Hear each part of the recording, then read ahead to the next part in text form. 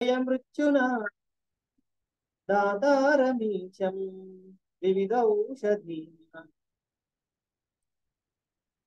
Last class లో మనం కొన్ని మెడిసినల్ గురించి చెప్పుకోవడం జరిగింది. తర్వాత మహాశివరాత్రి, ఆ తర్వాత మేము కూడా అయోధ్య వెళ్ళి రావడం జరిగింది. బాగుంది, బాగా నిర్మాణం అది జరిగింది అయోధ్య టెంపుల్. ఒకసారి చూడాలి అందరూ కూడాను లైఫ్ టైంలో. అంత పెద్ద మందిరం అనేది మనకి ఇండియాలో ఇంకెక్కడ మనకి కనపడదు. అంటే మనం దేవాలయం అదర్ బౌద్ధిక్ అండ్ జైన్ ఈ కమ్యూనిటీస్ కి సంబంధించినటువంటివి పెద్ద ఆరామాలు పెద్ద పెద్దవి అయితే ఉన్నాయి, కానీ హిందూ దేవాలయాలు మాత్రం ఇంత పెద్దది మనకి ఇదే కనబడుతూ ఉంటుంది. చాలా పెద్ద నిర్మాణము. ప్రస్తుతానికి కొంత భాగం వరకు కంప్లీట్ అయింది. కంప్లీట్ అయిన భాగం వరకే ఎన్నో లక్షల మంది రోజు విజిట్ చేస్తా ఉన్నారు. ఎన్నో లక్షల మంది రోజు విజిట్ చేస్తా ఉన్నారు. చాలా బాగుంది. తర్వాత కాశీ కూడా వెళ్ళడం జరిగింది. అక్కడ కూడాను కారిడార్ అని చెప్పి బాగా కట్టారు. ఇదివరకు చాలా ఎక్కడో కాశీ విశ్వనాథ్ అని చెప్పి ప్రపంచ ప్రసిద్ధి అయితే, నిజంగా దేవుణ్ణి చూడటం ఎంత కష్టమో కాశీ విశ్వనాథుడి గుడికి వెళ్ళటం కూడా అంతే కష్టంగా ఉండేది. ఆ సందులు గొంతులు తప్పిపోయేవాళ్ళు చాలా మంది, చాలా ఇబ్బంది పడుతూ చూసే పరిస్థితి. అటువంటిది కాశీ విశ్వనాథుడి దర్శనం కూడాను చాలా ప్రశాంతంగా నార్మల్ గా మన ఊళ్ళో టెంపుల్ ఏ విధంగా అయితే ప్రశాంతంగా వెళ్ళొచ్చేస్తాం అంత సులువుగా ఉండడం చాలా ప్రశంసనీయమైనది. ప్రస్తుతమైన ఉన్నటువంటి గవర్నమెంట్ ఆ విధమైనటువంటివన్నీ కూడా యాక్టివిటీస్ చేయటం అనేది హర్షించదగినటువంటి విషయం. సో ఈ రోజు టాపిక్ లోకి వచ్చేస్తే కనుక మనకి కొంతమంది ఏంటంటే బాడీ బిల్డింగ్ గురించి అడిగారు. మజిల్ అండ్ బోన్ గురించి డెవలప్మెంట్ ఎలా చేసుకోవాలి, ఏ విధంగా మనకి ఆయుర్వేదిక్ లో ఎటువంటి మెడిసిన్స్ ఉన్నాయి అనేటువంటి వాటి గురించి ప్రధానంగా అడగడం జరిగింది. ఆయుర్వేదిక్ అసలు ఏం చెప్తోంది అని చూసినట్లయితే, ఆయుర్వేదిక్ ఆస్పెక్ట్ లో మనకి బాడీ బిల్డింగ్, మనం బాగా ఎండిపోయినట్టు ఉంటాం మనుషులు. కొంతమంది చెస్ట్ ఉండదు. ముఖ్యంగా స్త్రీలలో ఏంటంటే ఈ డిగ్మా అనేది చాలా ఎక్కువగా ఉంటుంది. అంటే వాళ్ళకి సంపద అని చెప్పి అంటారు. వక్షోజాలు అంటే చెస్ట్ బ్రెస్ట్ గ్రోత్ ని వాళ్ళకి సంపద కింద చెప్తారు. అది స్తన్యము అనేది మాతృత్వానికి చిహ్నం లాంటిది. మామూలుగా దాని గురించినటువంటి నెగిటివ్ గా ఆలోచించకుండా మాతృత్వం, ఒక తల్లి బిడ్డకు ఉన్న రిలేషన్ ఏంటంటే ఒకటి యోని ద్వారా గర్భాశయం ద్వారా బయటికి రావటం అయితే, ఆ బయటికి వచ్చినటువంటి పిల్లాడిని 3 ఏళ్ళు 5 ఏళ్ల పాటు తన యొక్క చనుబాలు ఇచ్చి పెంచడం అనేది జరుగుతూ ఉంటుంది. సో ఆ విధంగా పెంచినటువంటి స్త్రీ తన యొక్క వక్ష సంపద ఏదైతే ఉందో దాన్ని తగ్గిపోవడం కానీ లేదంటే ఎండినట్టు అయిపోవడం కానీ అయితే చాలా ఫీల్ అవుతూ ఉంటుంది. ముఖ్యంగా ఏంటంటే ఈ పురుషుడికి స్త్రీకి ఉన్న వేరియేషన్ అనేది మనకి బాడీ పార్ట్స్ లో కనుక చూసినట్లయితే బయటికి పట్టొచ్చినట్టు కనపడేది ఈ వక్షోజాలు మాత్రమే మనకి కనబడుతూ ఉంటాయి. సో కాబట్టి ఈ స్త్రీలకి సంబంధించినటువంటి ఈ స్తనాలు, అదేవిధంగా పురుషుల్లో కూడాను స్త్రీలాగా గనక స్తనాలు ఉంటే గనక వాళ్ళని ఆ గైనకోమాస్టియా అనేటువంటి సమస్య కింద చూస్తూ ఉంటారు. అంటే ఏంటంటే అటు పురుషులు ఇటు స్త్రీలు కాకుండా యునన్స్ అంటారు, హిజ్రా అంటారు, ఆ తర్వాత చాలా పేర్లతో వాళ్ళని పిలుస్తూ ఉంటారు. అటువంటి కోవకి వాళ్ళు చెందుతారు అని చెప్పి మనకి సైన్స్ చెప్తోంది.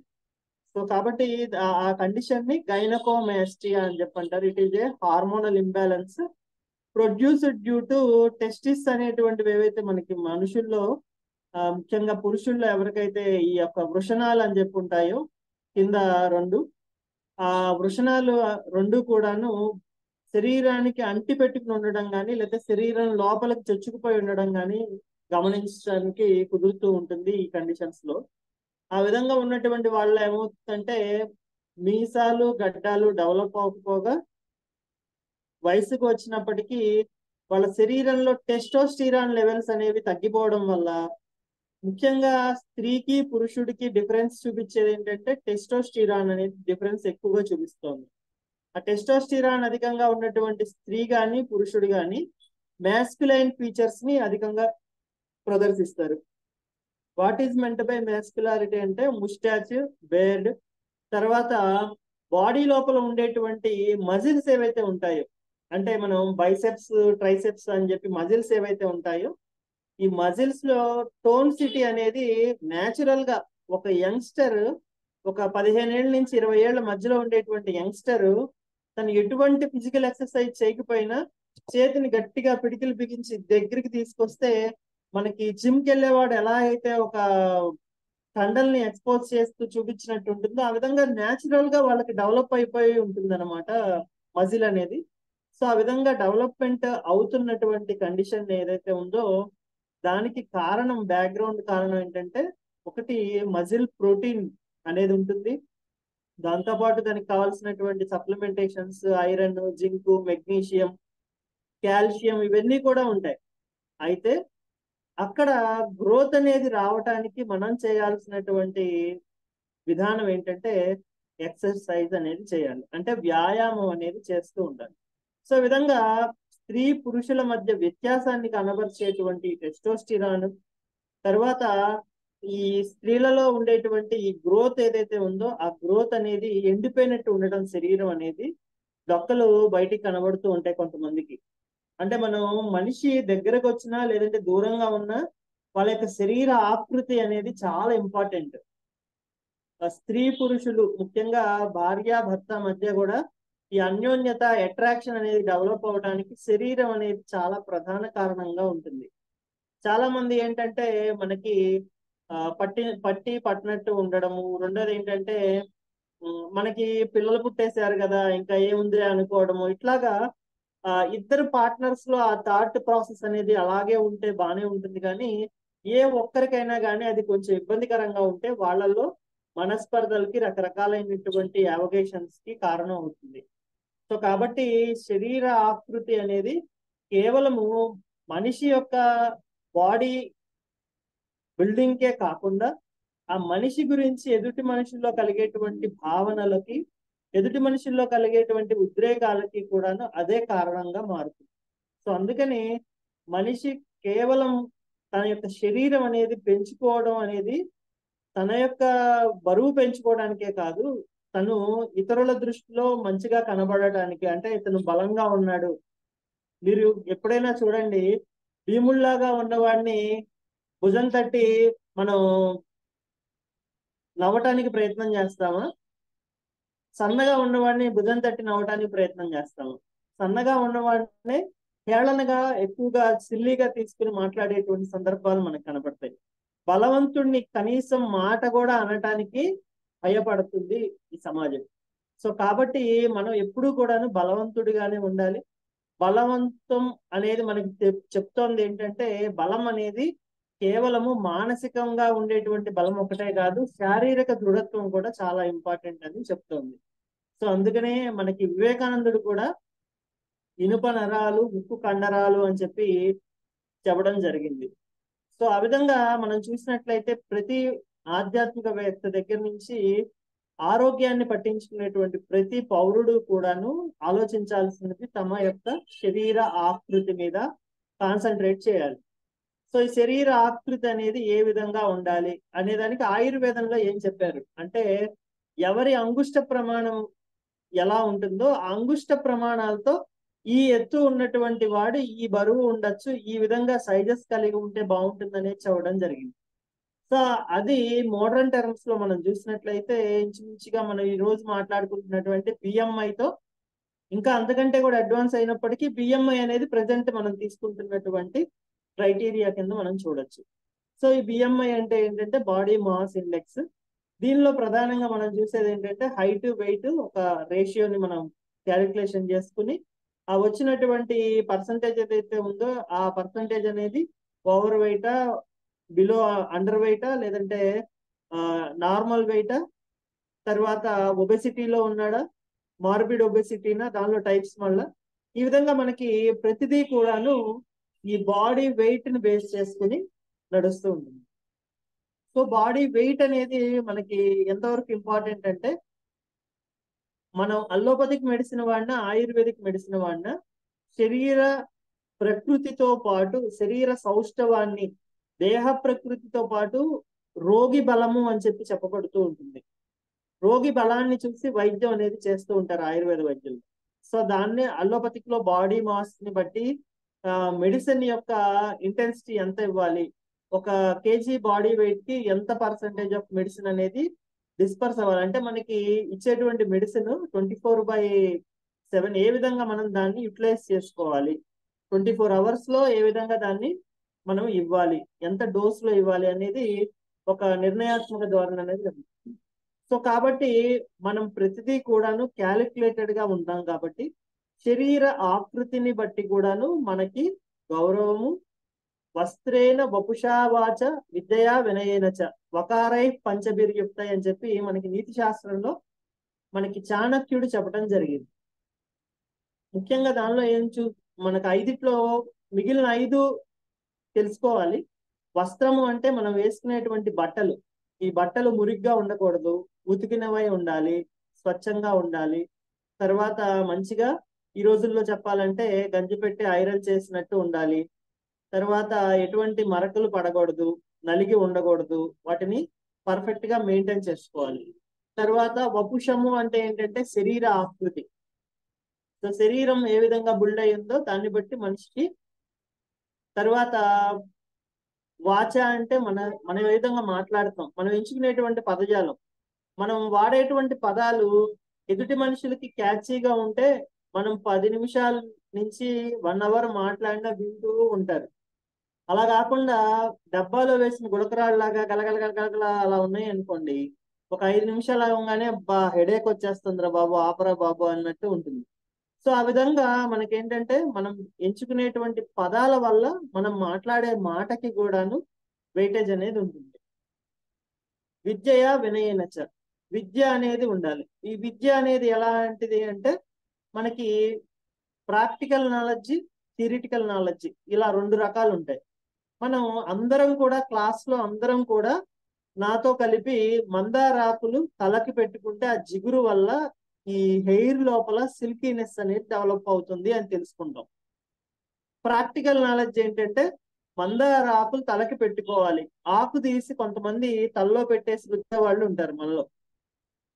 సో అలాగా పెట్టుకునేది ప్రాక్టికల్ నాలెడ్జ్ అవసరం. దాన్ని కొంచెం లైట్ గా దంచి, లైట్ గా కొన్ని చుక్కల వేడి నీళ్లు వేసి దగ్గరికి తీసుకుని బాగా ఎక్కువగా పేస్ట్ గా చేసుకుని అప్లై చేసుకుంటే గనక పర్ఫెక్ట్ గా ఆ యొక్క గమ్ అనేది అటాచ్ అయ్యి మనకి ఆ సెమీ సాలిడ్ గా ఉండేటువంటి టెక్స్చర్ లోకి మన యొక్క హెయిర్ అనేది వెళ్ళి ఆ యొక్క ప్రాసెస్ వల్ల మనకి సిల్కీనెస్ అనేది డెవలప్ అవుతుంది. ఇప్పుడు చూడండి, రెండిట్లో ప్రాక్టికల్ నాలెడ్జ్ లేకపోతే ఏమవుతుంది, ఆకులు వాడుకోమన్నారు కదండి మందార ఆకులు అని చెప్పి ఆకుల్ని జుట్టుకు రాసుకుంటారు. కొంతమంది ఏంటంటే జుట్టు మీద పెట్టేసి తలకి పాగా కట్టేసుకుంటారు. కొంతమంది ఆకులు తినాలేమో అని చెప్పి ఉదయాన్నే లేచి ఆకు తినండి అనగానే ఆకు తినేస్తారు. సో ఈ విధంగా మనకి ప్రాక్టికాలిటీ అనేది చాలా ఇంపార్టెంట్ లైఫ్ లో. మనకి వస్తువు గురించిన పరిజ్ఞానం ఉండడం వేరు, వాడుకని గురించిన పరిజ్ఞానం ఉండడం వేరు. అందరికీ కార్ ని చూడంగానే కారు అని తెలుస్తుంది, బుల్లెట్ ని చూడంగానే బుల్లెట్ అని తెలుస్తుంది. బట్ దాన్ని రైడ్ చేసేటువంటి టెక్నిక్స్ ఏవైతే ఉన్నాయో పర్సన్ టు పర్సన్ వాళ్ళ యొక్క ఎక్స్పీరియన్స్ ని బట్టి, వాళ్ళు నేర్చుకునేటువంటి లెర్నింగ్ క్యాపబిలిటీని బట్టి తొందరగా కొంతమంది గ్రాస్ప్ చేయగలుగుతారు, కొంతమంది అప్పటికి అలాగే ఇబ్బంది పడుతూ ఉంటారు. సో ఈ విధంగా మనకి ఏంటంటే ప్రాక్టికాలిటీ అనేది చాలా ఇంపార్టెంట్. ఆ విధంగా విద్య అనేది 2 types. వినయనచ, ఈ వినయం అనేది ఏంటంటే ఈ మొత్తం అన్నీ ఉన్నాయి. ఆయనకి మంచి ఖద్దరు షర్ట్ వేసుకున్నాడు, పులిగోర వేసుకుని గోల్డ్ చైన్ వేసుకున్నాడు, మంచిగా శాండిల్ స్ప్రే చేసుకున్నాడు, మీసాలకి సంపెంగ నూనె రాశాడు, మంచి మాటలు మాట్లాడుతున్నాడు, బాబు నాన్న అని చెప్పి మాట్లాడుతూ ఉన్నారు.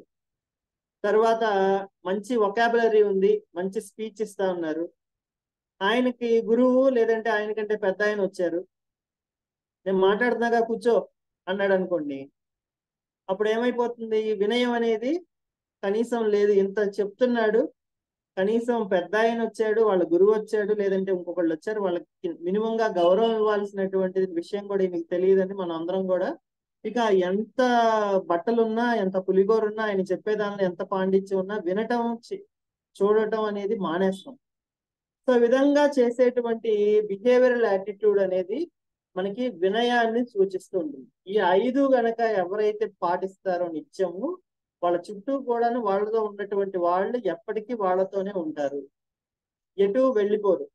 సో ఆ విధంగా మనకి ఈ 5లో ప్రధానమైనటువంటి 5లో వపువు అనేది రెండో పాయింట్ ఏదైతే ఉందో అది ఈ రోజు మనం టాపిక్ లో చెప్పుకుంటున్నాం. సో మనం ఒక విషయాన్ని గురించినటువంటి విస్తృతమైనటువంటి అవగాహన ఏర్పరచుకుంటేనే మనం ఏ రోజు మాట్లాడుకునే టాపిక్ కి ఆ రోజు మనం కొంత కోరిలేషన్ అనేది, అంటే సబ్జెక్టివ్ కోరిలేషన్, నార్మల్ గా ఇదే విషయాన్ని 2 ముక్కల్లో తేల్చి చెప్పేయచ్చు. మజిల్ డెవలప్ అవ్వాలి, muscle is made up of protein, fat is made up of fats, so you have to eat both of them అని చెప్పేసి కట్టేసేయచ్చు నేను. బట్ ఎందుకని ఇంతలా చెప్తున్నాను అంటే, మీకు ప్రతి ఒక్క విషయం గురించి ఎన్ని రకాలైనటువంటి బ్యాక్గ్రౌండ్ ఇంపాక్ట్స్ అదర్ సబ్జెక్ట్స్ నుంచి కోరిలేషన్స్ ఉండడం వల్ల మనలో ఉండేటువంటి ఆ నాలెడ్జ్ అనేది ఏ విధంగా గెయిన్ చేస్తే పర్ఫెక్ట్ గా మనతో ఉంటుంది ఆ నాలెడ్జ్ అనే దానికి వ్యాలిడిటీ ఇంకా పెంచుకునే ఉద్దేశం కోసమని ఇవన్నీ మీకు చెప్పడం జరుగుతుంది. సో కాబట్టి ఈరోజు బాడీ గురించి మనకు ముఖ్యంగా బాడీ ఎదుగుదలకి ప్రధానమైనటువంటి కారణాలు ఏవైతే ఉంటాయో అవి బయటికి కనపడేటువంటి, మనం నడుము వంగిపోయి ఉన్నామా, స్ట్రైట్ గా ఉంటున్నామా, లేదంటే గనక చేతులు బెండ్ అవుతున్నాయా, కాళ్ళు బెండ్ అవుతున్నాయా నడిచేటప్పుడు, ఇవన్నీ కూడాను మన యొక్క ఫిజికల్ అపీరియన్స్ ని తెలియజేస్తాయి. సో వాటికి ప్రధాన కారణం ఏంటంటే బోన్ అని. సో బోన్ హెల్త్ అనేది కూడాను మనకి చాలా ఇంపార్టెంట్. ఆ బోన్ హెల్త్ గురించి ఏం చేయాలి, అదే విధంగా మజిల్, మంచి స్ట్రాంగ్ గా ఉన్న పర్సన్ తన యొక్క మజిల్ స్టామినా స్ట్రెంగ్త్ కనుక ఎక్కువగా ఉంటే, నార్మల్ గా ఉండే పర్సన్ ఒక 10 కిలోమీటర్లు నడవగలిగితే, మజిల్ స్టామినా స్ట్రెంగ్త్ ఉండే పర్సన్ ఇద్దరు నార్మల్ పర్సన్స్ ని భుజాల మీద ఎక్కించుకుని 10 కిలోమీటర్లు నడవగలుగుతాడు. సో ఇక్కడ ఏంటి, తన శరీరాన్ని తాను నడపగలిగేటువంటి నార్మల్ పర్సన్ కి తనతో పాటు తనలాంటి ఇద్దరు శరీరాలను తీసుకెళ్లే క్యాపబిలిటీ కలిగి ఉన్నటువంటి పర్సన్ కి ఒకే బాడీ వెయిట్, ఒకే రకమైనటువంటి ఫుడ్ హ్యాబిట్స్ అన్ని ఉంటాయి. కానీ ఇక్కడ డిఫరెన్స్ ఏంటంటే, బాడీలో ఉండేటువంటి మజిల్లో ఉండేటువంటి పవర్, ఆ బోన్స్ లో ఉండేటువంటి స్టామినా, ఇవన్నీ కూడాను ఆ మనిషి చేత అంత తీవ్రమైన ఒత్తిడితో కూడినటువంటి పనిని సులువుగా చేయించగలుగుతాయి. సో కాబట్టి ఇక్కడ మనం ఎపీరెన్స్ ఉండటం వల్ల ఉపయోగం లేదు. భీముళ్లాగా ఉండి చిన్న చిన్న గాలికి వాటికి భయపడిపోయి దాక్కుంటే ఉపయోగం లేదు. భీముళ్లాగా ఉండి భీముళ్లాగా పని చేయగలిగితేనే మళ్ళా ఉపయోగము. కాబట్టి ఆ విధమైనటువంటి స్ట్రెంగ్త్ స్టామినా ఎట్లా ఇంక్రీజ్ చేసుకోవచ్చు, ఆయుర్వేదిక్ లో ఎటువంటి విధానాలు మనకు ఉన్నాయి అని చెప్పి మనం చూసినట్లయితే, ప్రధానంగా మనకి ఇందా నుంచి చెప్తూ ఉన్నాను కదా,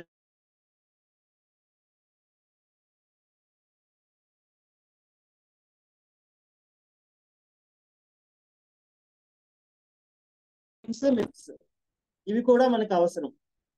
ఈ వైటమిన్స్ అనేవి మనకేంటంటే శరీరంలో ఉండేటువంటి వివిధ రకాలైనటువంటి రసాయనిక చర్యలకి సంబంధించి ఇవి తోడ్పాటుని అందిస్తాయి. సపోజ్ మనకి folic acid, cobalamin, methyl cobalamin, ఇట్లాంటి బి విటమిన్ కి సంబంధించినటువంటి విటమిన్స్ ఏవైతే ఉన్నాయో, ఐరన్ అనేది ఉంటుంది, ఇవి ఉంటాయి. మనకి హిమోగ్లోబిన్ అనేది ఫామ్ అవటానికి ఈ రెండు కూడాను ప్రధాన కారణం అవుతాయి, హిమోగ్లోబిన్ అనేది ఫామ్ అవటానికి. సో అదే విధంగా మనకి ఈ మినరల్స్ అండ్ విటమిన్స్ అనేవి కూడాను మజిల్ దాని గ్రోత్ ని పూర్తిగా అందుకోవడానికి, ప్రోటీన్ అనేది మాడిఫై అయ్యి ఆ విధంగా మారటానికి చాలా ఉపయుక్తంగా మారుతాయి. సో అందుకని మనకి ఈ మినరల్స్ అండ్ విటమిన్స్ అనేవి కూడా చాలా ఇంపార్టెంట్. సో ప్రధానంగా మనం ఇక్కడ ప్రోటీన్ అని చూస్తే, ప్రోటీన్ అంటే మనకి తెలుసు, చాలా మంది జిమ్ కి వెళ్ళేటువంటి వాళ్ళు వే ప్రోటీన్ అని చెప్పి వాడుతూ ఉంటారు. హిమాలయ కంపెనీ కూడా ఉన్నాయి, ఆయుర్వేదిక్ అని చెప్పి చాలా మంది చెప్తూ ఉంటారు. ఇప్పుడు సమాజంలో చాలా రకాలైనటువంటి వ్యాధులకి పౌడర్స్ అని చెప్పి వచ్చేసాయి. ఒబెసిటీ తగ్గుదాం అనుకుంటున్నారా, డయాబెటిక్ తగ్గుదాం అనుకుంటున్నారా, మీకు ఈ పౌడర్ వాడుకుంటే చాలు, ప్యాకేజ్ ఇంత, ఈ పౌడర్ కాస్ట్ ఇంత. ఈ విధంగా మనకి ఈ ప్రాసెస్ ఏదైతే ఉందో, మనం వాడేటువంటి పౌడర్స్ అనేవి ఏవైతే ఉన్నాయో అవన్నీ కూడా హెల్దీయా అన్హెల్దీయా అంటే పౌడర్ ఫామ్ లో తీసుకోవడం అనేది చాలా పొరపాటే. ఆయుర్వేదిక్ ఏం చెప్తోందంటే మనకి ఏదైనా కానీ ఆహార రూపంలో కానీ ఔషధ రూపంలో కానీ ప్రతి ఒక్క అంశానికి ఒక సౌవీర్యత అవధి అని చెప్పి చెప్పబడింది. అంటే ఏంటంటే ఎక్స్పైరీ డేట్. మనం కరివేపాకు ఉంది, ఎండబెట్టాము, దాన్ని పౌడర్ చేసాము. పౌడర్ చేసిన తర్వాత దానికి 3 నెలల కంటే ఎక్కువ దానిలో అది ఇచ్చేటువంటి గుణాల్లో పొటెన్సీ అనేది అది ఏదైతే అంటాము, అంటే పనిచేసేటువంటి సామర్థ్యము అది తగ్గిపోతుంది అని చెప్పి చెప్పడం జరిగింది. సో మనం చూసినట్లయితే మనం వాడేటువంటి ప్రోటీన్ పౌడర్స్ కానీ ఇవి కానీ మోర్ దాన్ 3 months ఉన్నాయంటే కనుక వాటిల్లో ప్యాకింగ్ టైంలో వాళ్ళు చెప్పినటువంటి ఎనర్జీ కానీ ప్యాకింగ్ టైంలో వాళ్ళు ఇచ్చేటువంటి యాడ్లో చెప్పేటువంటి విషయాలన్నీ కూడాను ఆఫ్టర్ 3 months అనేవి అవి హిండర్ అవుతూ వస్తూ ఉంటాయి. అవి ఎప్పటికీ ఇదైపోతాయి అంటే పూర్తిగా ఇక దానిలో తగ్గిపోతుంది అన్న టైంలో దానికి ఒక ఎక్స్పైరీ డేట్ అనేది కూడా వాళ్ళు దాని మీద ప్రింట్ చేసి ఇవ్వటం జరుగుతుంది. సో కాబట్టి ఏంటంటే న్యాచురల్ వైపే మనం ఉండాలి. ఆ న్యాచురల్ గా ప్రోటీన్ లో మనకి ఉపయోగపడేవి ఏంటి అంటే ముఖ్యంగా ఔషధాల సైడ్ నుంచి మనం చూసినట్లయితే అశ్వగంధ అని చెప్పి ఏదైతే ఉందో ఆ హెర్బ్ అనేది చాలా ఉపయోగపడుతూ ఉంటుంది. ఈ అశ్వగంధని ఏ విధంగా తీసుకోవాలి, మనం రోజు కూడాను ఈ అశ్వగంధని ఏ విధంగా తీసుకోవాలి, దీనివల్ల మనకు కలిగే బెనిఫిట్ ఏంటి అంటే ఇది బోన్ కి ఇటు మజిల్స్ కి రెండిటికి ఉపయోగపడగలిగినటువంటి క్యాపబిలిటీ ఉంటుంది. మంచి ఇమ్యూన్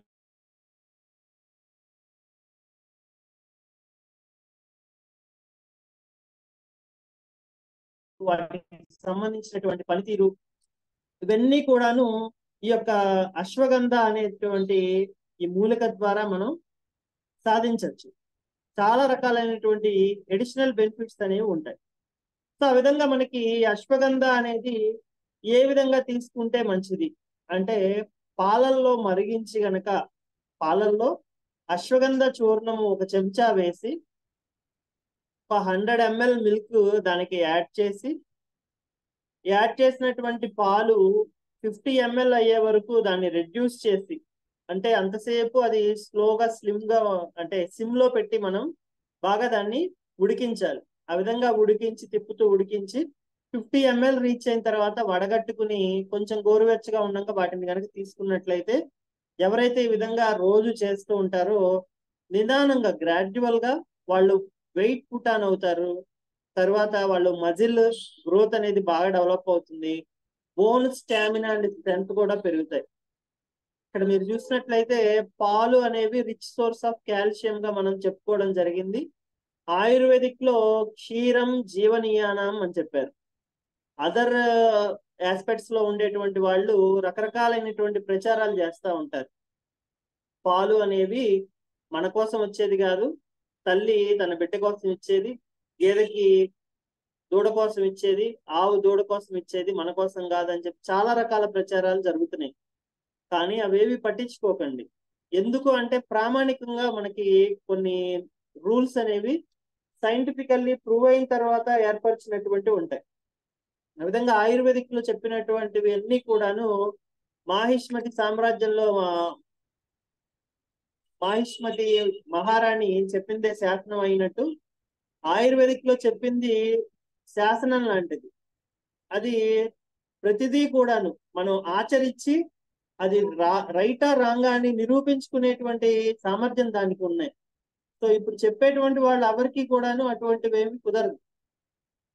చెప్పిన దాన్ని ఎస్ నేను చెప్పింది కరెక్ట్ అని చెప్పి స్టాండ్ బై అవడానికి కుదరదు. వాళ్ళు ఏదో ఒక సందర్భంలో ఫెయిల్ అవుతూ ఉంటారు. కానీ ఆయుర్వేదిక్ లో చెప్పినటువంటి ప్రిన్సిపల్స్ ఈ రోజుకి 5500 years ఎప్పటి నుంచో వచ్చినటువంటి సైన్స్ అయినప్పటికీ కూడాను 5000 years బ్యాక్ అయినా కూడాను దీనిలో ఉండేటువంటి అంశాలన్నీ కూడాను పర్ఫెక్ట్ గా ప్రిసైజ్ గా ఈ రోజుకి కూడాను స్టిల్ అవి సత్యాలే. సో కాబట్టి పాలల్లో ఈ అశ్వగంధ చూర్ణాన్ని ఉడికించుకోవడం ద్వారా వచ్చేటువంటి బెనిఫిట్ ఏంటంటే, అశ్వగంధలో ఉండేటువంటి విటామిన్, సోమనిఫెరిన్ ఇట్లాంటివన్నీ కూడాను యాక్టివ్ ప్రిన్సిపల్స్ అంటారండి. వీటిని ఎక్స్ట్రాక్ట్ చేస్తూ ఉంటారు, అలోపతిక్ సైడ్ ఎక్స్ట్రాక్ట్ చేస్తారు. ఈవెన్ హోమియోపతిలో కూడా ఈ విధంగా వీటిని ఆల్కహాల్ బేస్ లో వేసేసి ఎక్స్ట్రాక్షన్ చేస్తూ ఉంటారు. వేరేజ్ మనము న్యాచురల్ గా ఈ పౌడర్ లోంచి పాలల్లోకి ఎక్స్ట్రాక్షన్ చేసుకుని ఆ పాలను సేవించడం ద్వారా అశ్వగంధ పౌడర్ ని గనక మనం నమిలి తినేస్తే వచ్చేటువంటి బెనిఫిట్ 10% ఉంటే, ఈ పాలల్లో వేసుకుని మరిగించి గనక తాగితే వచ్చే బెనిఫిట్ 75 to 90% ఉంటుంది. సో నేనేం చెప్పాను మీకు అర్థమై ఉంటుంది. Bio availability of A medicine ఎంత ఇంక్రీజ్ అవుతుందో చూడండి. 10 times ఎక్కడ, 90 times ఎక్కడ. సో కాబట్టి అంత పవర్ఫుల్ గా ఉండేటువంటి ఫార్ములేషన్ అనేది మనకి చెప్పబడింది. సో అశ్వగంధ దీన్ని మనం క్షీరపాకం అని చెప్పి అనుకోవచ్చు. ఏ విధంగా అయితే మనం అర్జున క్షీరపాకం, లసన క్షీరపాకం చెప్పుకున్నాము, అదే ఫ్యాషన్ లో ఈ అశ్వగంధ క్షీరపాకం అనేది మనం ఈరోజు చెప్పుకోవడం జరిగింది. సో దీన్ని వాడటం ద్వారా కలిగేటువంటి బెనిఫిట్ ఏంటంటే, మజిల్ అండ్ బోన్ ఈ రెండు కూడాను బాగా బిల్డ్ అవుతాయి, డెవలప్ అవుతాయి. మనం కొంచెం దానికి తగ్గట్టు ఎక్సర్సైజ్ కనుక మెయింటైన్ చేసుకుంటే కనుక మనకి పర్ఫెక్ట్ గా బాడీ లైన్ అండ్ లెంత్, మనకు కావలసిన ప్రదేశంలో కండరాలన్నీ కూడా సౌష్ఠవంగా తిరగటము, 6 ప్యాక్ 12 ప్యాక్ అలా మనకు కావాల్సినటువంటి ప్యాక్ ఏదైతే ఉందో అది మనం పొందగలగటం అనేది ఈజీ అవుతుంది. ఇది అశ్వగంధ యొక్క ఉపయోగం. Excuse me. తర్వాతది ఏంటంటే మనకి గోక్షుర, దీన్ని పల్లేరు అని చెప్పి అంటారు. మనకి ఈ విలేజ్ బ్యాక్గ్రౌండ్ ఉన్న వాళ్ళకి ఈజీగా తెలుస్తుంది. ఈ పల్లేరు ముళ్ళు గేదెలకి వాటికి శరీరాలకు పట్టుకుని కానీ, కాళ్ళ దగ్గర కానీ అంటుకుని కానీ అట్లా వస్తూ ఉంటాయి. చిన్నగా కోణాలు తిరిగినటువంటి కాయలు ఉంటాయి. ప్రధానంగా దీని యొక్క యూసేజ్ మనం మేల్స్ లో టెస్టోస్టిరాన్ లెవెల్స్ తగ్గిన వాళ్ళలోను, తర్వాత సెమెన్ క్వాంటిటీ తగ్గిన వాళ్ళలోను, యూరిన్ లోపల మంట ఇన్ఫెక్షన్ ఉన్నటువంటి వాళ్ళలోను ప్రధానంగా ఈ మెడిసిన్ ని వాడటం జరుగుతుంది. దీనికి ఉండేటువంటి పెక్యులియర్ నేచర్ ఏంటంటే, మజిల్ డెవలప్ అవుతుంది కదా మనకి. ఆ మజిల్ డెవలప్ అయినప్పుడు ఆ మజిల్ లోపల ఎక్సెస్ గా ఉండేటువంటి ఫ్యాట్ అండ్ వాటర్ అనేవి మనకి ఉంటూ ఉంటాయి. సో ఆ విధంగా ఉండేటువంటి వాటిల్లో వాటర్ క్వాంటిటీ ఆఫ్ వాటర్ అనేది బయటికి ఎక్స్పెల్ చేయడానికి, అంటే మజిల్ గా మనకి ఎక్స్పోజ్ అవటానికి ఈ యొక్క గోక్షుర అనేది చాలా బెనిఫిట్ ని ఇస్తుంది. సో కాబట్టి అశ్వగంధ లాగా బెనిఫిట్ ఇస్తున్నప్పటికీ దీనిలో ఉన్నటువంటి అడిషనల్ అడ్వాంటేజ్ ఏంటంటే, ఎవరికైతే కేవలం మజిల్స్ ఎక్కువగా కనపడాలో, దానిలో బల్క్ అనేది పెద్ద ఇంపార్టెంట్ కాకుండా, ఆ మజిల్ అనేది ఉబ్బినట్టు కాకుండా స్టామినాగా స్ట్రెంత్ గా కనపడాలో ఆ విధంగా కావాల్సినటువంటి వాళ్ళు ఈ యొక్క గోక్షురాని పల్లేరుని తీసుకోవాల్సినటువంటి అవసరం అనేది ఉంది. ఈ పల్లేరుని ఏ విధంగా తీసుకోవాలి, గోక్షురాని ఏ విధంగా తీసుకోవాలంటే, ఈ పల్లేరు కాయలు అని చెప్పి ఏవైతే ఉంటాయో వాటిని పౌడర్ చేసుకోవాలండి. మిక్సీ ఆడించి పౌడర్ చేసుకుని కొంచెం సీవ్ చేసుకుని, అంటే జల్లెడ పట్టి ఆ పౌడర్ ని మనం ఈ విధంగానే అశ్వగంధ ఏ విధంగా తీసుకున్నాం అదే విధానంలో పాలతో తీసుకోవచ్చు. లేదు అంటే కనుక గోక్షుర కాడ లేదంటే కషాయం అనొచ్చు. ఆ విధంగా కషాయం ఫామ్ లో కూడా మనం ఈ గోక్షురాన్ని తీసుకోవచ్చు. కొన్నిసార్లు ఏంటంటే మనకి షుగర్ లేనటువంటి వాళ్ళకి గోక్షుర మోదకాలు, అంటే ఎలా అయితే మనం మినప సున్నుండలు చేసుకుంటూ ఉంటామో ఆ విధానంలో ఈ యొక్క పల్లేరు కాయల పౌడర్ ని చిన్న చిన్న పప్పుండల్లాగా, నువ్వుండల్లాగా తయారు చేసుకుని వాటిని నిదానంగా చప్పరించి తింటాం అనేది ఉంది. ఆ విధానంలో తీసుకున్నప్పటికీ మనకి ఐరన్ తో పాటు మనకు కావాల్సినటువంటి మజిల్, స్టామినా అనేవి డెవలప్ అవుతాయి. అట్ ద సేమ్ టైం మనకి యూరినరీ సమస్యలు, సెమెన్ తక్కువగా ఉండటం, టెస్టోస్టిరాన్ లెవెల్స్ తగ్గడం, ఇటువంటి సమస్యలతో బాధపడే వాళ్ళకు కూడాను ఇది అడిషనల్ బెనిఫిట్ అనేది మనం కలిగిస్తూ ఉంటుంది. ఇంకా నెక్స్ట్ వన్ వచ్చేసి మనకి మినుములు. మినుములు అనేవి మనకి తెలుసు అందరికీ కూడాను, బ్లాక్ గ్రామ్ అని చెప్పి అంటాము. ప్రధానంగా మనం ఇడ్లీలు, దోశలు, తర్వాత మినప సున్నుండలు ఇలాంటివి చేసుకుని తింటూ ఉంటాం. సో దీన్ని ఏ విధంగా తీసుకుంటే ఎక్కువగా మనకి muscle and bone strength develop అవుతుంది అని చూసినట్లయితే మీరు బెల్లాన్ని కలిపి ఈ మినుముల్ని పౌడర్ చేసినటువంటి మినుముల్ని ఉండలుగా చేసుకుని ఆ ఉండ తినేసి ఒక గ్లాసు గోరువెచ్చని పాలు యాలుక్కాయల పౌడర్ కానీ లేదంటే దాల్చిన చెక్క పౌడర్ కానీ వేసుకుని తాగినట్లయితే ఎక్కువ బెనిఫిట్ అనేది ఉంటుంది. మీకు అనుమానం రావచ్చు, మామూలుగా పాలు తాగొచ్చు అని చెప్పొచ్చు కదా, లేకపోతే పాలల్లో ఈ మినప ఉండని కరిగించుకుని లేఖ్యంలాగా చేసుకుని తినొచ్చు కదా, మరి ఎందుకు ఈయన ఈ విధంగా చెప్పారు అని చెప్పి డౌట్ వస్తూ ఉండొచ్చు. దీనికి గల ప్రధాన కారణం ఏంటంటే అందరికీ కూడాను ప్రోటీన్ అనేది అబ్జార్బుల్ రేంజ్ లో కానీ డైజెస్టబుల్ రేంజ్ లో కానీ ఉండదు. అందరి డైజెస్టివ్ సిస్టమ్ ఒకేలాగా ఉండదు.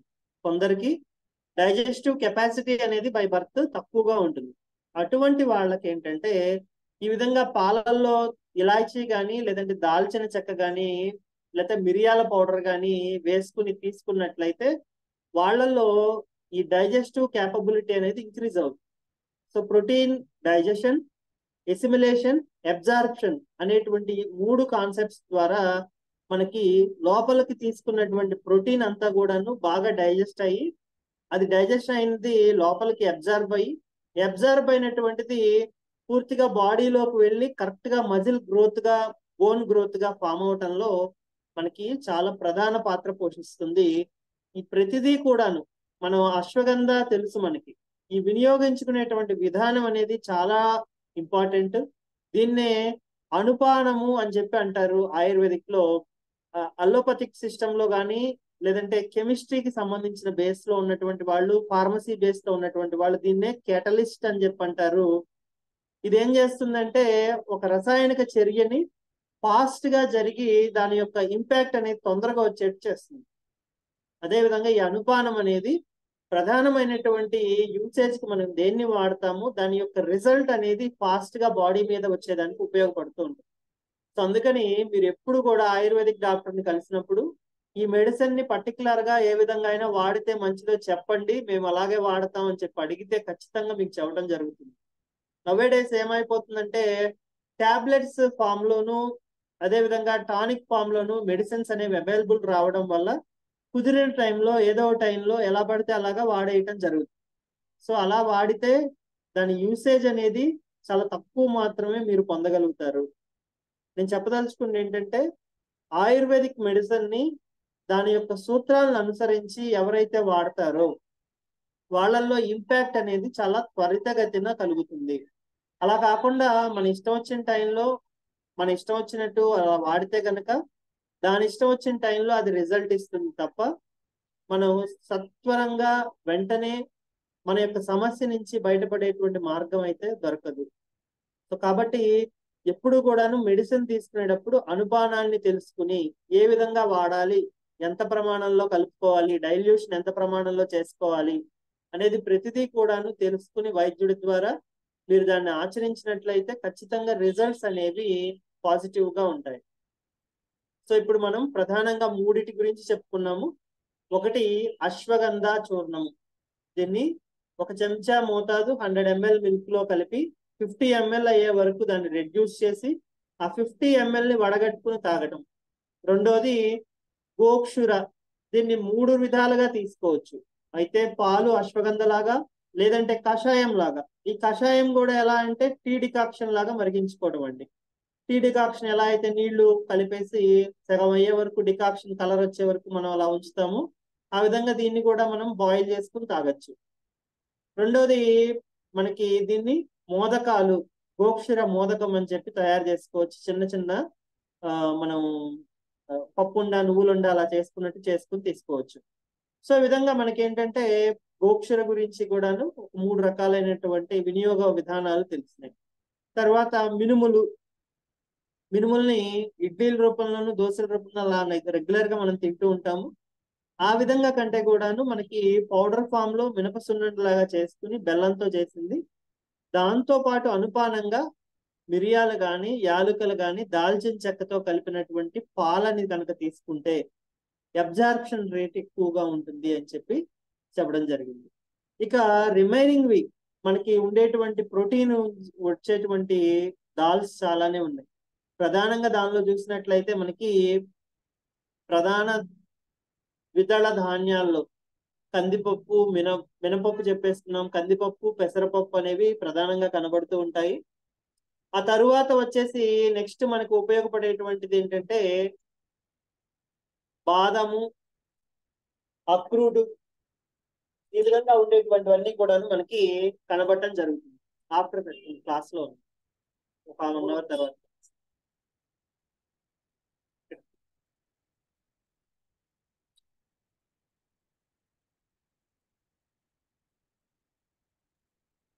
మనకి చాలా రకాలైనటువంటి ప్రోటీన్లు ఉన్నాయి. అదే విధంగా మనకి అపర ధాన్యాలు లేదంటే సిరిధాన్యాలు అని చెప్పి రాగులు, జొన్నలు, సజ్జలు ఇలాంటివి కూడాను మనకి మంచి ప్రోటీన్ ని అందజేస్తాయి. ఈ విధంగా ప్రోటీన్ క్వాంటిటీ అనేది మనకి డిఫరెంట్ గా మనకి లభిస్తూ ఉంటుంది. ఆ లభించేటువంటి ప్రోటీన్ ని అబ్జార్ప్షన్ రేటు, డైజెషన్ అనేది బాగుండాలి. హై ప్రోటీన్ కంటెంట్ కనుక డైట్ తీసుకున్నట్లయితే మనకి probability of getting some kind of issues like carcinoma లాంటిది కూడా అటాక్ అయ్యేటువంటి ఛాన్స్ ఉంటుంది.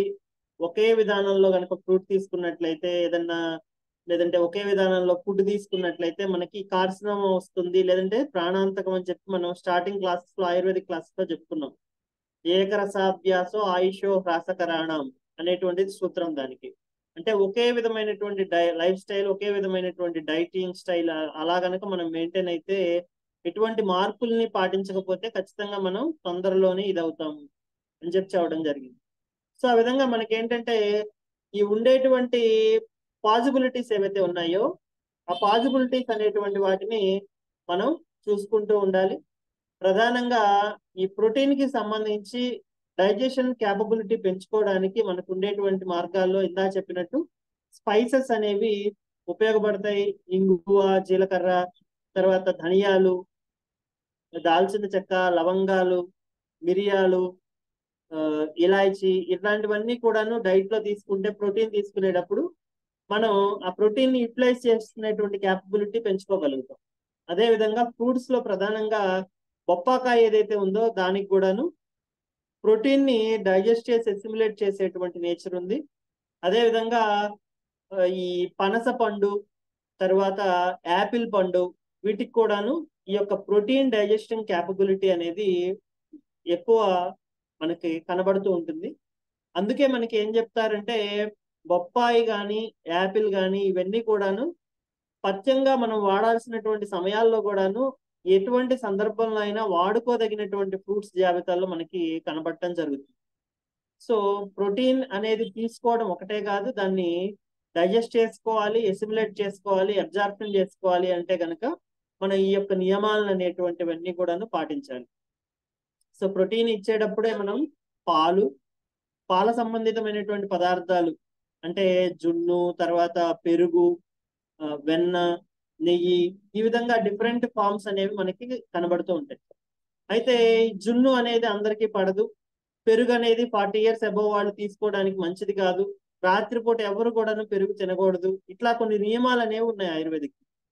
వీటన్నిటిని చూసినట్లయితే డైలీ బేసిస్ లో మనం తీసుకోదగినటువంటి ఫ్యాట్, గుడ్ ఫ్యాట్ ఏదైనా ఉంది అంటే కనుక అది ఘీ, నెయ్యి. పాలల్లో ఉండేటువంటి నెయ్యి అనేది చాలా మంచిదైనటువంటి ఫ్యాట్.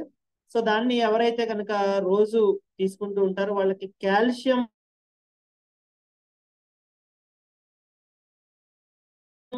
అనేటువంటిది రిచ్ సోర్స్ ఆఫ్ కాల్షియం కింద మనకి అది కనబడుతూ ఉంటుంది. 6376 రిచ్ సోర్స్ ఆఫ్ కాల్షియం కింద మనకి అది కనబడుతుంది. నేను మీకు చాలా సార్లు క్లాసెస్ లో చెప్పాను, ఎర్లీ మార్నింగ్ ఎంటీ స్టమక్ గనక పాలు నార్మల్ కండిషన్ లో అంటే కాచి చల్లార్చినటువంటి పాలు, దానిలో ఒక చెంచా నెయ్యిని గనక కలిపి, పేరు నెయ్యిని బాగా టైట్రేట్ చేసి బాగా షేక్ చేసి, లేదంటే దాన్ని కనుక ఎవరైతే నిదానంగా తాగుతూ ఉంటారో వాళ్ళకు ఉండేటువంటి గ్యాస్ట్రిక్ ప్రాబ్లమ్స్, ముఖ్యంగా అల్సర్స్, గైడ్ ఇట్లాంటి సమస్యలు అన్నిటికీ కూడాను ఒక మంచి మ్యూకస్ లేయర్ లాగా పనిచేసి అది చాలా బాగా గ్యాస్ట్రిక్ సమస్యని అడ్డుకోగలుగుతుంది అని చెప్పడం జరిగింది. సో అదే విధానంలో మనం ఈ నెయ్యిని ఆహారంలోను ప్రోటీన్ తీసుకునేటప్పుడు మినపసున్నుండలు, అందుకనే మనకి నేతితో కలిపి మినపసున్నుండలు చేసామని చెప్పి ప్రత్యేకించి చెప్తూ ఉంటారు. ఈవెన్ మనకి పూతరేకులు ఇలాంటివి ఏవి చూసినా గానీ నేతి మిఠాయి అనేది కూడా దీని నుంచే వచ్చింది.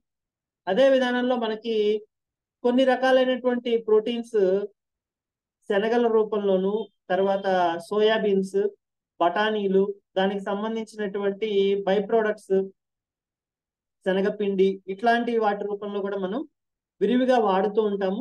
వాటిని తీసుకోవడం ద్వారా మన శరీరంలో ఉండేటువంటి వివిధ రకాలైనటువంటి సమస్యలు తొలగిపోవడంతో పాటు మనకి కావాల్సినటువంటి షేప్ ఆఫ్ బాడీ అంటే మజిల్ అండ్ బోన్ ఈ రెండు కూడాను డెవలప్ అయ్యేదానికి ఉపయోగపడుతూ ఉంటాయి. ఇక మనం మజిల్ కోసం ఇంకా కూడా మనకి ఉపయోగపడేటువంటి మినరల్స్ అండ్ విటమిన్స్ ఏ ఉంటాయంటే బి కాంప్లెక్స్ విటమిన్స్ అన్ని కూడా మనం ఇందాక చెప్పుకున్న శనగలు ఇలాంటి పల్సెస్ లో ఉంటాయి. అదేవిధంగా ఏ విటమిన్ కి సంబంధించి పాలు, పాల సంబంధిత పదార్థాలు అధికంగా ఉంటాయి. ఆకుకూరల్లో ఎక్కువగా ఉంటుంది. డి విటమిన్ అయితే మటుకు మనకి సన్ ద్వారా రావాలి. అదేవిధంగా ఫ్యాట్ సాల్యుబుల్ అవటం వల్ల నెయ్యిలో మనకి కొంత డి విటమిన్ అనేది లభించడం జరుగుతూ ఉంటుంది. నెక్స్ట్ మినరల్స్ వచ్చేసి మనం ఇందా చెప్పుకున్నటువంటి రాగులు, సన్నలు, అదే సజ్జలు, జొన్నలు, తర్వాత అరికెలు, మన గోధుమలు, తర్వాత మనకి ఉండేటువంటి మినుములు, వీటన్నిటిలో కూడాను కొన్నిట్లో ఐరన్ క్వాంటిటీ ఎక్కువగా ఉంటాయి, కొన్నిట్లో కాల్షియం ఉంటుంది, కొన్నిట్లో జింక్ ఉంటుంది. ఆ విధంగా మనకి ఓవరాల్ గా వీటన్నిటిని కూడా రెగ్యులర్ గా తీసుకుంటున్నట్లయితే మజిల్ డెవలప్మెంట్ లో, మజిల్ ఫైబర్ డెవలప్మెంట్ లో, మజిల్ బల్క్ గా ఫామ్ అవడంలో ఇవన్నీ కూడా చాలా ప్రధాన పాత్ర పోషిస్తాయి. సో మీరు చూసినట్లయితే క్రామ్స్, ఎవరైనా మజిల్ క్రామ్స్ తో బాధపడుతున్నారు అనుకోండి, డాక్టర్స్ మీకు ఏం ప్రిస్క్రైబ్ చేస్తారు? బి కాంప్లెక్స్ విటమిన్ తో పాటు కాల్షియం సప్లిమెంటేషన్ అవి పెడుతూ ఉంటారు. సో అక్కడి నుంచి మీరు గెయిన్ చేయాలి, నాలెడ్జ్ అనేది గెయిన్ చేయాలి. ఏంటి అంటే మనం నేచురల్ గా ఎలా తీసుకోవచ్చు దీన్ని, మనం ఏది తీసుకోకపోవడం వల్ల మనకి ఇది డెఫిషియన్సీలోకి వెళ్ళింది, లేదు ఈ డెఫిషియన్సీ కారణం ఏమై ఉండొచ్చు, అబ్జార్ప్షన్ జరగట్లేదు మనలో, డైజెస్టివ్ ఫైర్, ధాతు అగ్ని అని చెప్పుకున్నాం. రసరక్త మాంస మేధో అస్థి మజ్జ శుక్రాణి ధాతువ, సప్త ధాతువులకి ఏ విధంగా ట్రాన్స్మిట్ అవుతాయి అవి ఒకదానిలోంచి ఇంకో దానిలోకి, అది ఎందుకు ప్రాసెస్ కుంటుపడింది అనేటువంటిది క్లారిటీ తీసుకుని అప్పుడు మనం ఈ దీపన ద్రవ్యాలు ఏవైతే మనం మసాలా దినుసులు అనుకుంటామో అవన్నీ కూడా మంచి దీపన ద్రవ్యాలు, అంటే మన డైజెస్టివ్ ఫైర్ ని ఎపటైజర్స్ గా పనిచేస్తే at the same time they can digest every food. So కాబట్టి వాటన్నిటిని కూడా మనం టైం బేసిస్ లో పర్ఫెక్ట్ గా ఒక లిమిటెడ్ క్వాంటిటీలో కనుక తీసుకున్నట్లయితే మనకి ఈ బాడీ బిల్డింగ్ అనేది చాలా సునాయాసంగా జరుగుతుంది. ఎంతో కష్టపడి జిమ్ముల వైపు తిరిగి చాలా ప్రోటీన్, కాస్ట్లీ ప్రోటీన్స్ అవన్నీ తిని నాకు ఇంకా బిల్డ్ అవ్వలేదు, నా పొట్ట కరగలేదు, నాకు ఇది అవ్వలేదు అది అవ్వలేదు అని బాధపడే వాళ్ళందరికీ కూడా ఒకటే విషయం ఏంటంటే ఆయుర్వేదం ఏం చెప్తుందంటే వ్యాయామం అనేది చేయాలి. ఎంత మేర చేయాలి అంటే శరీర ఆయాస జనకం కర్మ వ్యాయామం వచ్చేది. శరీరానికి ఆయాసం అనేది వస్తుంది, అంటే డిస్నియా, మెట్లెక్కాము ఆయాస పడుతూ ఉంటాం. ఆ విధంగా ఆయాసం వచ్చేయంగానే మనకి వ్యాయామం చేసేటువంటి సామర్థ్యం తగ్గిపోయిందని చెప్పి ఆపేసేయాలి. రెండో పాయింట్, మనకి ఫోర్ హెడ్, యాక్సిలా అంటే ఆర్మ్ పిట్, చంకలు, గజ్జలు, తర్వాత వీపు, చెస్ట్, వీటన్నిటిలో కూడా చెమట బిందువులు వస్తాయి. వచ్చినప్పుడు వెంటనే మన అర్ధశక్తి అయిపోయిందని చెప్పి వ్యాయామం ఆపేయాలని చెప్తుంది. తర్వాత సమ్మర్ సీజన్ లోను ఈ యొక్క ఆదాన విసర్గ కాలాలు అని చెప్పి మనకి రెండు రకాల సీజన్స్ ని కట్ చేయడం జరిగింది ఋతువుల ప్రకారం. అవి మీకు చెప్పడం జరిగింది. ఈ సమ్మర్ దగ్గర నుంచి మళ్ళీ మనకు వర్షాకాలం వచ్చే వరకు కూడా మన బాడీలోంచి శోషణ అనేది జరుగుతుంది. సో ఆల్రెడీ శరీర శోషణ జరుగుతుంది కాబట్టి మనం ప్రత్యేకించి వ్యాయామం యొక్క అవధి అనేది చాలా తగ్గించేయాలి. సమ్మర్ లో ఎక్కువ ఎక్సర్సైజెస్ చేయకూడదు. ఇంకా మనిషి మనం బాగా తగ్గిపోయి చూడటానికి అపిరెన్స్ బాగోదు. సో కాబట్టి వ్యాయామం అనేది ఎప్పుడు చేయాలి అంటే కనుక ఈ యొక్క వర్షాకాలం దగ్గర నుంచి శీతాకాలం మధ్యలో ఉండేటువంటి కాలంలో ఎక్కువగా బాడీని బిల్డప్ చేసుకోవడానికి మనం యూటిలైజ్ చేసుకోవాలి. సో సమయంలో ఆటోమేటిక్ గా మన యొక్క స్వెట్టింగ్ అనేది కూడా తక్కువగా వస్తుంది. మనం ఆహారం ఎక్కువ తినగలుగుతాం ఆ టైంలో. ఈ సీజన్ లో ఏంటి, వాటర్ లిక్విడ్స్ ఎక్కువ తాగడానికి ఇష్టపడతాం, అన్నం రూపంలో తినలేం. ఈ స్వెట్టింగ్ వల్ల కొంత, ఎండ వల్ల కొంత, మన యొక్క ఆకలి ఇవన్నీ కూడాను డిస్టర్బ్ అయి ఉంటాయి. సో కాబట్టి మనకి సీజనల్ వేరియేషన్ బట్టి ఆ విధంగా మనకి సైంటిఫికల్లీ ఆయుర్వేదిక్ లో ఏ టైంలో వ్యాయామం చేయాలి, ఎలా చేయాలి, ఎంతసేపు చేయాలి అనేది కూడా క్లియర్ కట్ గా చెప్పడం జరిగింది. సో ఆ విధంగా ప్రతి ఒక్కరు కూడాను శరీర సౌష్ఠవానికి సంబంధించి ముఖ్యంగా ఈ ప్రోటీన్, తర్వాత ఫ్యాట్, విటమిన్స్ అండ్ మినరల్స్ తీసుకుంటూ సరైన పద్ధతిలో ఆ వ్యాయామం అనేది ఆచరించి మీకు కావలసిన విధంగా మీ శరీరాన్ని మలుచుకోగలుగుతారని ఆకాంక్షిస్తూ ఈ క్లాస్ ఇక్కడతో కన్క్లూడ్ చేస్తుంది. మీకు డౌట్స్ ఉన్నాయంటే కనుక అడగండి, చెప్తాను.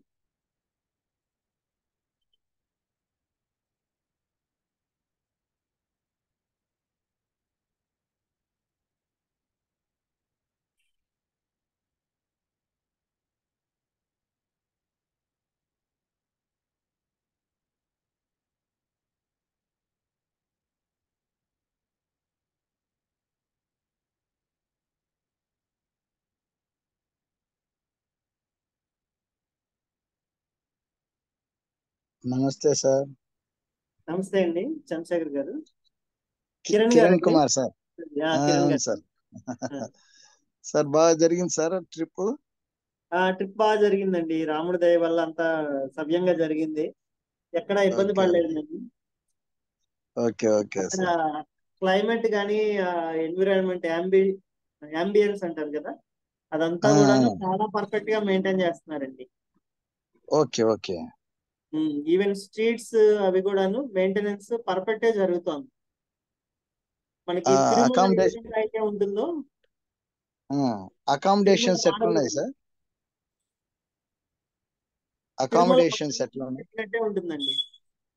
Okay okay. అంత బాగా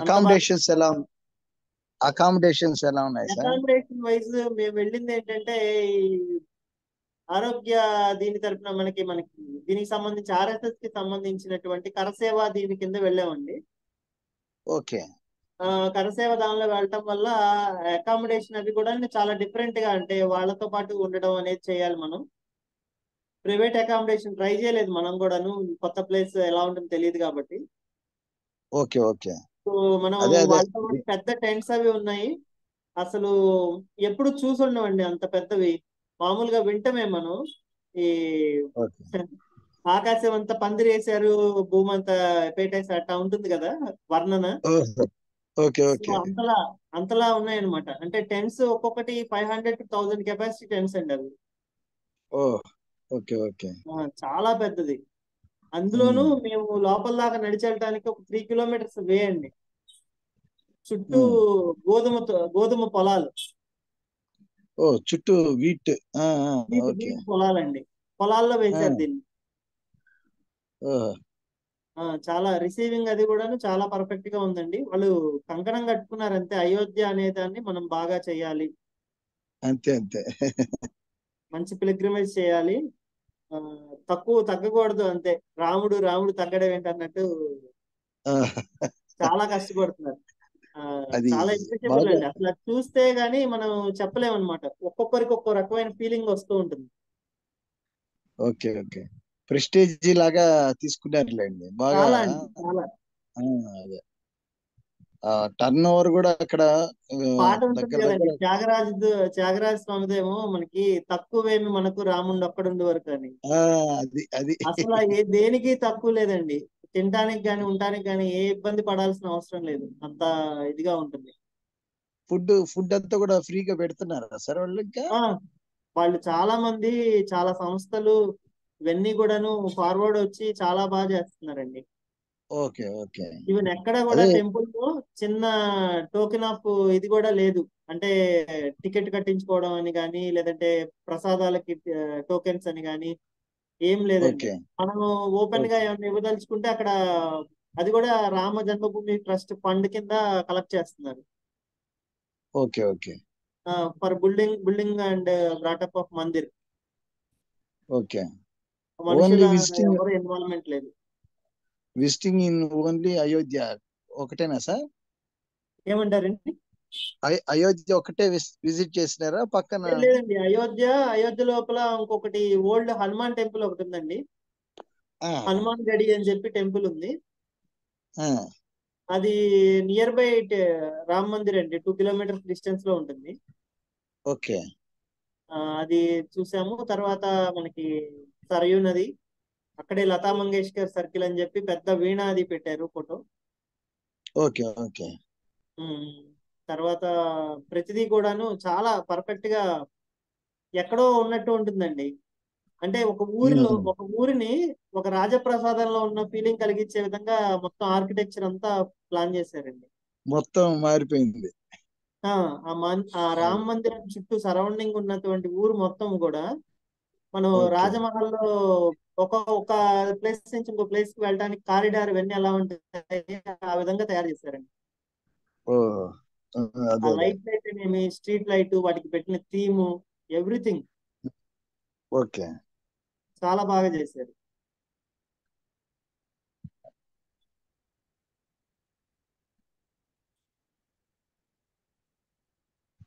అంతా రాముడు దయలేండి సార్ అంతా. అంతేనండి. జై శ్రీరామ్.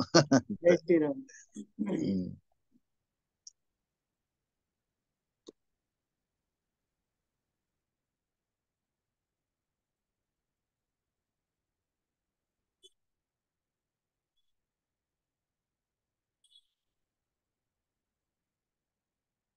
ఇంకెవరికైనా డౌట్స్ ఉన్నాయండి?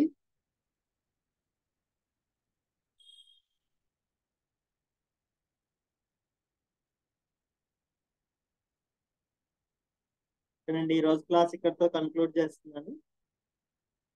సర్వే భవంతు సుఖినః, సర్వే సంతు నిరామయాః, సర్వే భద్రాణి పశ్యంతు, మా కశ్చిత్ దుఃఖభాగ్ భవేత్.